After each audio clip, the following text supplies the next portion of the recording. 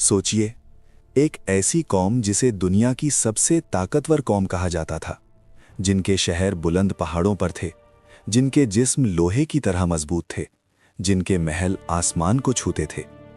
और फिर एक दिन सब कुछ खत्म हो गया। ना कोई दीवार बाकी रही, ना कोई महल, ना कोई आवाज। ये कहानी है एक नबी की और एक गुरूर में डूबी हुई कौम की। ये वाकया है हज़रत हूद अलैहिस्सलाम और कौम आद का। हज़रत हूद अलैहिस्सलाम उन अंबिया में से थे जिनका जिक्र कुरान मजीद में वाज़ेह तौर पर आता है।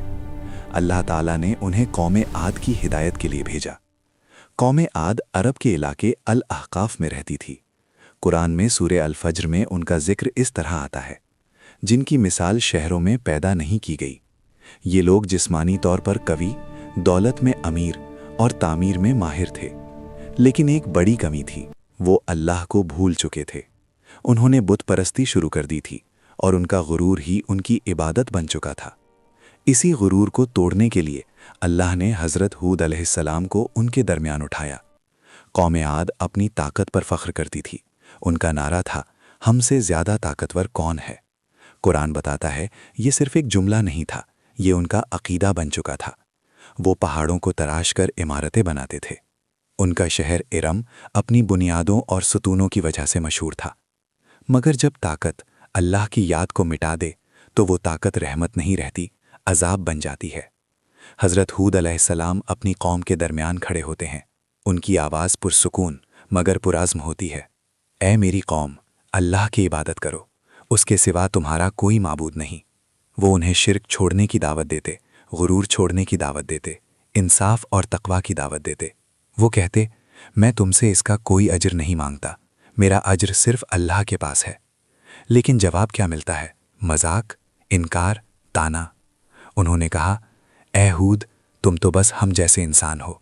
क्या तुम हमें उन बुतों को छोड़ने को कहते हो जिन पर हमारे बाप दादा चलते आए हैं? ये सिर्फ अकीदे का इनकार नहीं था, ये हक के खिलाफ बगावत थी। वक्त गुजरता गया, हज़रत हूद अलैहिस्सलाम दावत देते रहे। फिर अल्लाह की तरफ से एक इम्तिहान आया। बारिश रुक गई, रेगिस्तान की मिट्टी सूख गई, खेती जलने लगी, जानवर कमज़ोर हो गए। हज़रत हूद अलैहिस्सलाम ने कहा, अपने रब से इस्तिग़फ़ार करो, वो तुम पर आसमान से बारिश बरसाएगा और तुम्हारी ताकत में इजाफ़ा करेगा। लेकिन कौम ने कहा, हम अपने माबूदों को नहीं छोड़ेंगे। उनका गुरूर अब भी जिंदा था। एक दिन दूर आसमान पर एक घटा नजर आई। लोग खुश हो गए। उन्होंने कहा, यह तो वो बादल है जो हम पर बारिश लाएगा। मगर कुरान सूरे अल अहकाफ में अल्लाह फरमाता है, ये वो चीज़ है जिसकी तुमने जल्दी मचाई थी, इसमें दर्दनाक अजाब है। वो बादल बारिश का नहीं था, वो फैसले का बादल था। फिर आई एक सरसराहट, फिर हवा तेज़ हुई, फिर और तेज़। ये आम आंधी नहीं थी, ये एक शदीद, ठंडी, तबाह कर देने वाली हवा थी। कुरान के मुताबिक ये अजाब 7 रात और 8 दिन मुसलसल चलता रहा। लोग अपने महलों में बंद हो गए, दरवाजे टूट गए, दीवारें गिर गईं। हवा उन्हें उठाकर ज़मीन पर इस तरह फेंक रही थी जैसे खोखले खजूर के तने। क्या तुम उनका कोई निशान देखते हो? जिन लोगों ने कहा था हमसे ज़्यादा ताकतवर कौन है, आज उनका वजूद मिट्टी में मिल चुका था। सिर्फ एक चीज़ बाकी रही, इबरत। हज़रत हूद अलैहिस्सलाम और चंद मोमिनीन अल्लाह के हुक्म से महफूज रहे। हज़रत हूद अलैहिस्सलाम का वाक़या हमें एक गहरा सबक देता है। ताकत अल्लाह की देन है, दौलत अल्लाह की देन है, तामीर अल्लाह की देन है।